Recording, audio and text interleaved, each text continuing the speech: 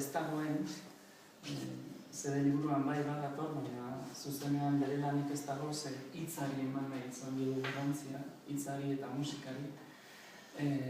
Eta irudiak uste baitugu pixka bat nahaz ere egin dezakela, ez? Orduan, pentsatu genuen aurretu zela gula aurreko dotea eta hola gainean, eta hitzari eta musikari ematea garrantzia. Talde bezala funtzionatzen dugu.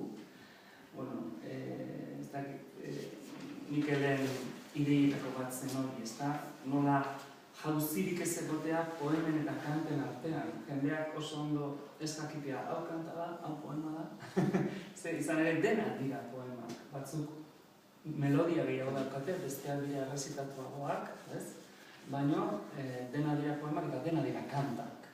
Orduan, zuzenekoan ez da jauzirik nabari, gainera oso koloretsua da, emanaldian, nire uste apalean, ze 3 ahots daude, kasu batzutan 4 ahots, eta ahots batetik bestera jauzi egiten dugu.